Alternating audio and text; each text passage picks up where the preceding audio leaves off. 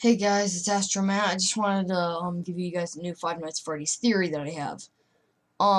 This one will be in complete detail, and I'm just gonna show like the recording of Scott's website. There's not really gonna be much here, so let me just put this down here.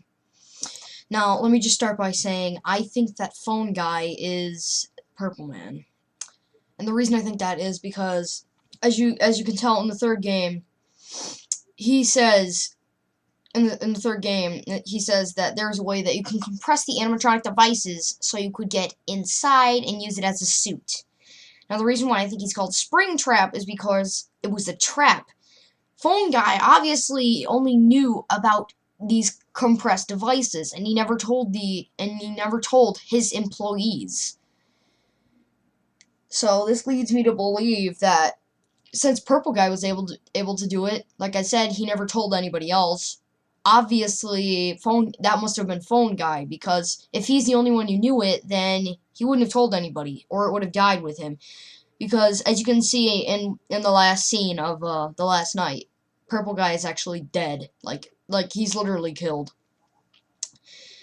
And I was just recently watching a theory about Pretty Grumpy Bear, and I just noticed that the hat is gone. And this also leads up to my friend's theory that there is a fourth game because the hat is there and now it's gone. And he told to us in the second game that sometimes Freddy doesn't have his hat on, like first gen Freddy, he does not have his hat on sometimes. And as you can see in the last game, there was like a photo where his hat was on the floor, just on the screen. As you can see, the hat used to be here. Well, now it's not. And now this leads me to believe that he picked up his hat, and he's not ready to die out yet. This could probably lead us to believe that Fredbear's Diner may be the next game. Could also believe that there may be something that happens after. Something also leads me to believe that all of the guys that the night guards that you played as, I don't really think they mean anything. Like, they're not real, like, they don't mean much. So, I mean, that's what normal people would think, but I'd also think it actually might be Mike Schmidt. But it could also be Phone Guy, who also took the kids, that were sorry. Ugh, I don't know what I'm talking. I just, I was thinking that Phone Guy possibly could have done it because, I mean, like, he's such a small character in such a big trilogy, you know? And it's always the person you least expect, you know? Like a murderer, it's the nicest guy, and he's a part of your team or something like that, you know? Like, that's the least person you would expect, you know? But, hold on, let me just search up something. Freddy's mouth span.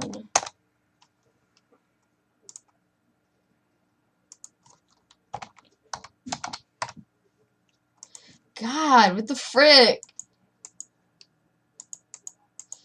The frick, it won't let...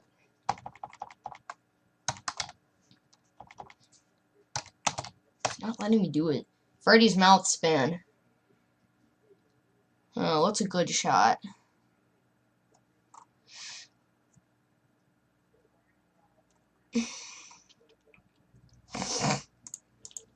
Well, whatever. By the way, I dedicate some of this footage to Pretty Grumpy Bear.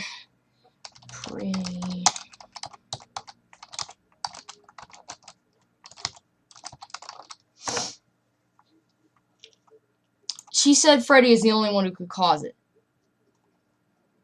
Today we'll discuss who's the real culprit of the fight of 87. Many people have developed different theories on this topic. Some say it's the mango, some say it's Freddy. So, let's just look at this part here. This frontal lobe. The frontal lobe is located at the front of a person's brain, as its name suggests. If Foxy or Mango used their endoskeleton teeth to bite that area, their snouts would have been all over the victim's face. It would be impossible for them to crush it hard because their snout is going to get stuck on the victim's face, hence preventing its teeth from biting. But when you look at Freddy, his exterior teeth is very close to his endoskeleton ones. He can bite his teeth without his mascot mouth in his way. And did you notice when you're killed by Freddy, what's his death scream? He chomps your face a couple of times. Not only does it show that his mouth is in good condition, it also shows that biting is one of the attacks that Freddy would like to use. From this perspective, Freddy is the most likely candidate for causing the bites of 87. What do you guys think about this? Do you think it's Freddy who caused it? Okay, so as you can see in that video, it showed that the person, if any animatronic like Foxy or Mango or Chica and stuff like that, their beak or long snout would get stuck on the victim's face, and I totally believe that. But like, you know, the Freddy part, as you can see, would work. Now, this leads me to believe that Freddy caused it. Not only mention,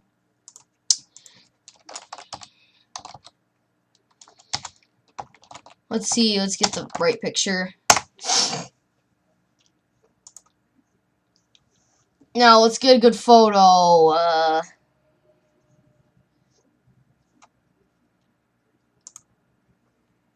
See here? That's a handprint, and you can also, like, oh, sorry. See right here? That's a handprint on his face, as you can see, like, right here. And it clearly shows it right here. Obviously, this means that he bit somebody because, you know, it obviously would have worked like that. Because, like, you can see their prints all over his face, and obviously this means something to us. But what? Let's check out this one right here. See if we can zoom in. Let's zoom in here a little bit. Zoom, zoom, zoom, zoom. Okay. So now we're at a good position. As you can see, now I definitely think this is definitely for first gen Freddy. As you can see, I think it's his hat that he's coming back for the first diner, you know? Because his hat isn't as shiny as the one you used to see here. It's not shiny. But obviously, it wouldn't be second gen Freddy because his is shiny, not to mention it's got the red thing on it. But if you look at the first game, his hat is shinier than ever. So obviously it's not third gen Freddy either. But if we look at this photo, I'm not sure why Scott Cawthon's done this, but sometimes like he's missing out on some stuff that he could have done. Like look at this. See the handprint, you could almost barely see it, and there's a little print down there. But you can't see his animatronic face. Like, you can't see it down there. There's nothing there. Get rid of that. Let's look at first gen Freddy. Yeah, you see that's there. Like what is he doing?